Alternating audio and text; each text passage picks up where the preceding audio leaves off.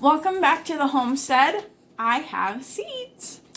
So this is Trueleaf Market. I have never bought seeds from them before, but they came highly recommended. I was looking for some bulk seed companies, and a problem that I was running into is that a lot of the seed companies are already sold out of a lot of things. Some of them they're repackaging, so they still have seeds. They're just needing the time to not only fill orders but also to package seeds, but not all of them are like that. So Trueleaf, I was looking through their inventory and found what I needed, so I was really excited about that. So I'm really, if our seeds are really good, I plan on buying more bulk from them because I really like the prices and the quantities and everything. So, and we had a pretty good selection of what they had. So let's see what we've got in here. So the packaging is pretty generic, nothing special. There's no pictures on here, which I'm not used to. I'm used to being able to just look at a package and see what's on it. So that's going to be a change for me. But that's not a real big deal because I have them in separate containers anyway. So I'll know where they are and all that and what's in there. So it'll make it easier. But anyway, the first one I have here is Walla Walla onions, which is a pretty common one. A lot of people grow that. And the Utah yellow sweet Spanish onion.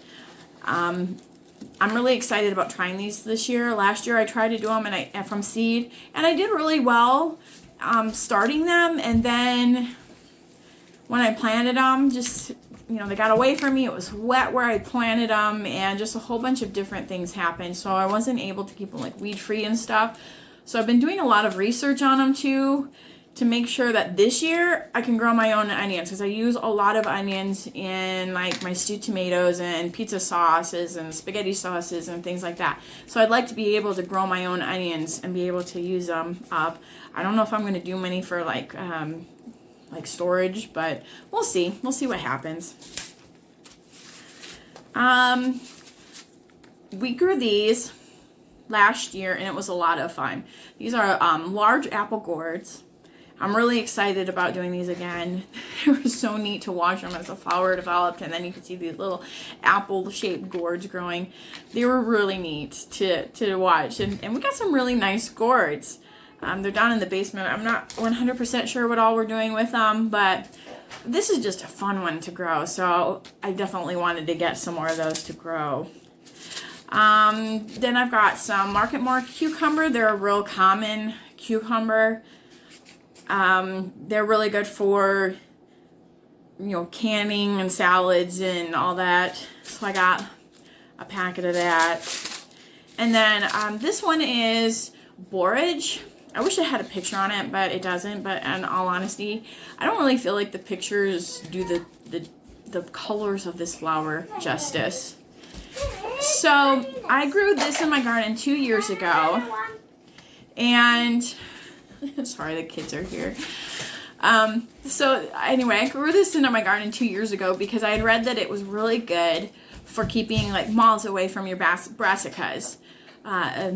Your brassicas are your cabbages and your kohlrabis and your broccolis and your cauliflower, that sort of thing. So I grew these, and it seemed like they really did a really good job of doing that.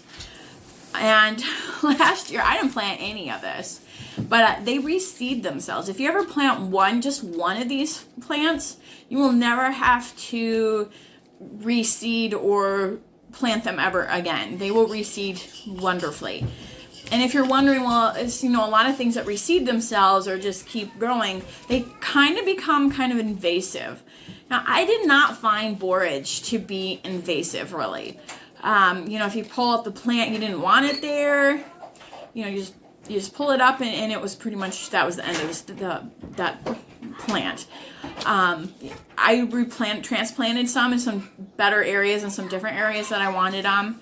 And they did really well doing that as well. So it's kind of nice to have that. But this, I'm wanting to plant some more in a different area of where I'm actually going to be putting my brassicas. And so I'm really excited to be able to do this. another thing with this borage is the flowers are edible.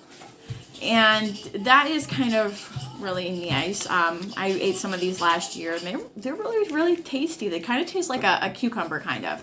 But you can put them in like your salads and things like that. So this not only will help with pests, it also is edible.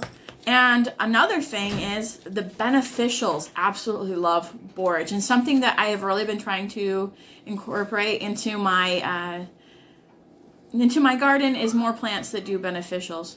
Is it okay, Autumn? Yeah. Okay. So, this is a good one that if you want to do something that's, does 3 different things: edible, keeps pests away, and is good for beneficials. Borage is a really good one. I would highly recommend it, and they're absolutely beautiful. The flowers are just amazing. They're just absolutely breathtaking. I really like them.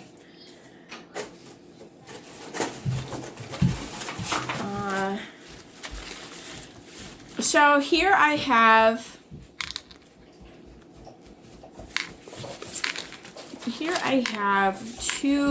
just some slicers tomatoes. I was wondering.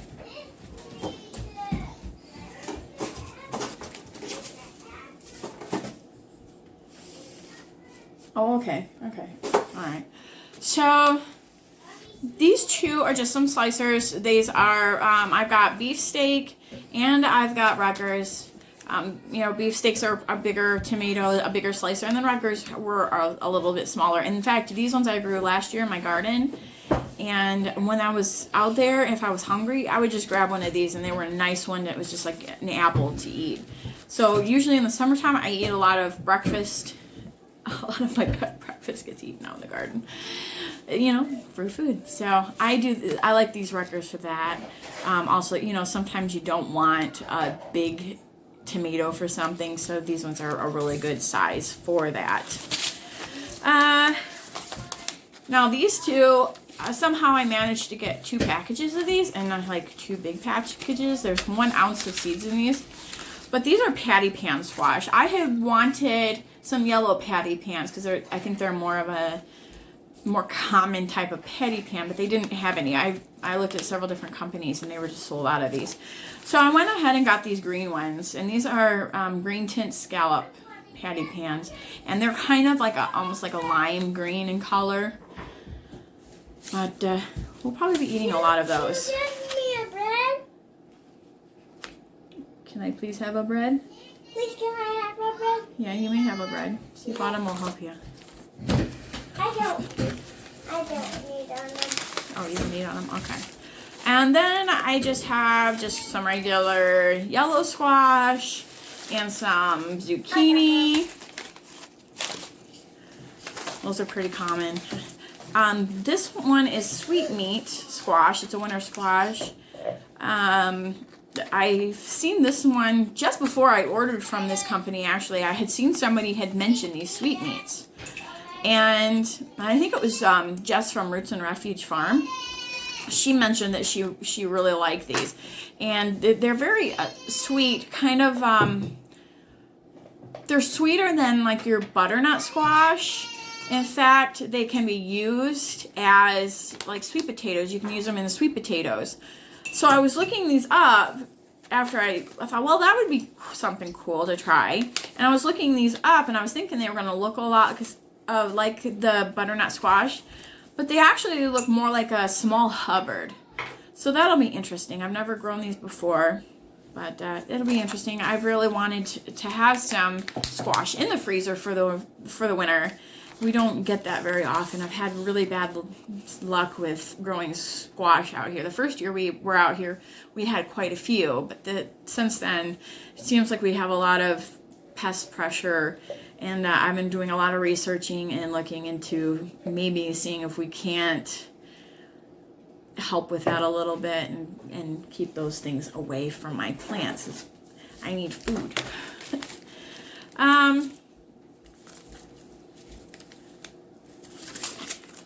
And then these ones, while I'm thinking about it, I want to talk to you about hybrids versus heirlooms. For an heirloom, if you don't know, an heirloom is the closest thing that you can get to like the original plant. And so if you're wanting to do seed saving, if you're really wanting to do a lot of seed saving, the recommendation is to grow heirlooms and save your seeds from heirlooms. Hybrids, they're just like if you take two different plants, two different varieties, and you cross-pollinate those will give you a different variety. So if you can save from hybrid seeds, but they won't necessarily, some of them probably will, but they won't necessarily have, like I've got a Beef Master. I cannot just take a Beef Master tomato and plant those seeds, and I won't necessarily, some of them will. Some of them you will get like a Beef Master, but not all, the majority of them. You're going to get a variety that was the original parent plant. You're not going to get the Beef Master. So that's what hybrids are. So if you're like at Walmart and Home Depot, or even the dollar stores, like Dollar General has some really nice... It's kind of interesting trying to do videos when you've got kids around. Anyways, so he's excited he can see me in the camera. So, Dollar General has some really cheap seeds. You can get those seeds from the dollar store, grow those, and have really good success with it. They will grow just like any other seed, and you will have a good harvest from those seeds. They're not bad. I know there's a lot of concern out there about like GMOs. If you want a GMO seed, I do believe you have to be a licensed grower. You cannot, just us regular people just can't go and get GMO seeds. So you don't have to worry about going to Walmart, Home Depot, Myers, any of those places and get GMO. You will not. That's not something that's going to happen. And even I did not understand that. As I was first starting, I was like, oh, Walmart seeds are bad. No, Walmart seeds are good. The reason that I don't particularly like getting seeds from Walmart... The reason I don't particularly like getting them from those places is because... how to explain this? I like to support, like smaller seed companies. Walmart has, how much money, we all know how much money, Myers and Walmart all make. And, these side companies don't do that.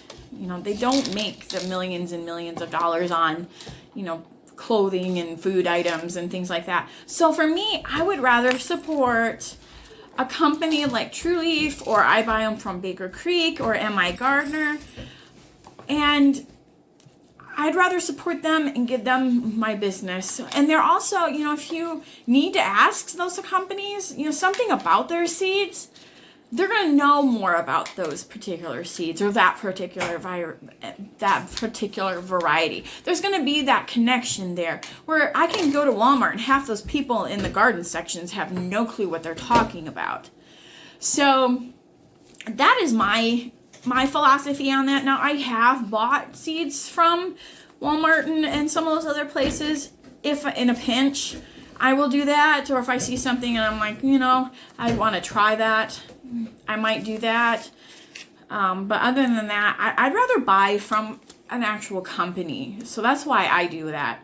But anyway, so I've got two hybrids here. I've got a Better Boy and a Beef Master. And again, these are really nice slicing tomatoes. I think the Beef Master is good for can. Well, you can can any tomato. I just think some are better than others for, the meatiness and stuff. But so these are two of them. And Better Boy, I think I think it's bigger than Rutgers, but it's still a smaller. It's not like the Beef Masters and the other one. So those are two two really good varieties that I like to grow. This one is the San Marzano. These are another one of those paste tomatoes, and I really, really like these. I grew these last year in my garden. I think I'm not sure if I grew them the year before or not, but I grew these San Marzanos, and I really like using them for making, pizza sauce and spaghetti sauce, and I make a chutney. What else do I make? Oh, ketchup.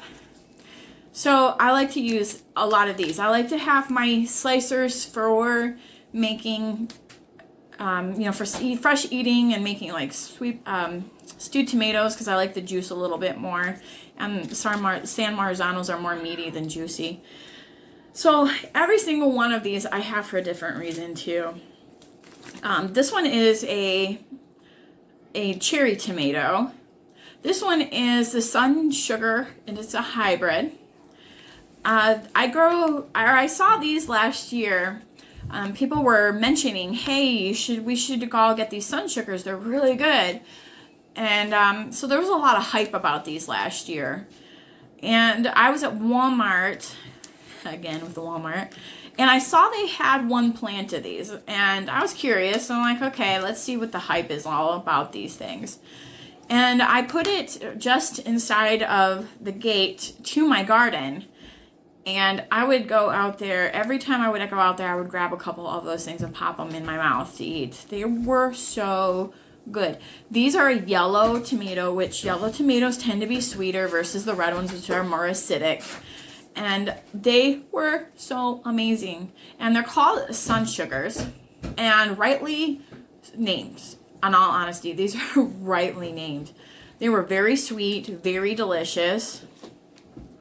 And I can't wait to have a couple of these in my garden. And I'll probably put them inside the gate again. There was another one that I had bought that people were raving about, but it wasn't that impressive to me. I don't know if it's just our climate or our region here in Michigan, but I wasn't too impressed. But these Sun Sugars, they will be a must-have in my garden just for me to eat and snack on. I could care less about preserving them. Okay, so then this is something new. I've never done anything with this before. And I have several different uses that I already know that I want to use this for. And that is marshmallow. Yes, they did used to make marshmallows with the root of this plant, but they don't anymore, obviously. And which is kind of a shame. But the reason that I'm growing these is I want to make a marshmallow root syrup.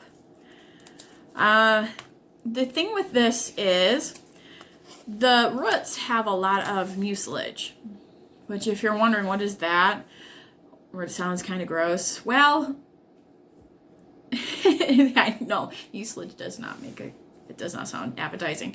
But if you're thinking, what is that? Think okra. The slimy stuff inside of okra, that's mucilage.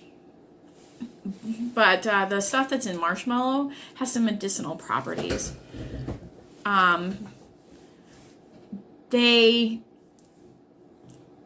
It's kind of like you've heard about honey, that it will coat your throat and stuff. Well, this marshmallow root does a better job, and it lasts a little bit longer. It's good for if you have like a dry cough, or if you have a sore throat, or if you even have acid reflux or heartburn or any of that stuff. You can take that and it will coat your esophagus and your throat and everything. So it's really good for that. The other reason that I want to grow this is I have a husband who is diabetic, and where he works, they use a lot of cardboard. So he's touching cardboard all day long, and that cardboard just sucks the moisture out of his hands. And we've gotten some diabetic hand lotion, and not only is it expensive, but it just doesn't seem that it works the best. So I've been looking into making a hand cream or a skin cream even with the marshmallow root. And because of that mucilage, it will sit on your skin a little better than like a lotion is. And plus, I can put stuff in it that I know what it is. I know not to put the stuff in it that's harmful. It's going to be a whole lot better for my family. So that was one thing that I was really interested in when I saw this, and I can grow it myself. So I'm really excited about trying that marshmallow root and seeing how that works. So that's the first of my medicinals that I've got that I'm going to be growing that this year. But that is one of the ones I'm excited about. And it also is very decorative. It does have flowers. They're very pretty, and they are good for beneficials. One of those good things about that is something that I've been really trying to get more into, is making sure that I can feed and attract those beneficials. So, you know, your bees, your bumblebees, not the carpenter bees, but the actual bumblebees. And there's some other beneficials that you want to bring into your garden to help pollinate your different vegetables and things. So the last thing I have in here, I have a hard time getting some marigold seeds. I don't like to just get the normal stuff always. I like to get some variety, and I plan on planting marigolds a lot this year. And I wanted one variety, and they were all out of at Baker Creek, but they had them at Trueleaf. So I got the smallest package they had. It was 4 ounces. So I have 4 ounces of marigold seeds. And by the look of this package, I'll be able to plant marigold seeds for about like the next 20 years, I think. But I just was not expecting. You can see how big that package is and how thick it is. You know, there's just some things that you need for just laughter and everything. So I got a kick out of that. So that's the end of that video. If you like this video, give it a thumbs up. Like and share this video. I'd really appreciate it. And please subscribe. That would help me out. Talk to you later. Bye.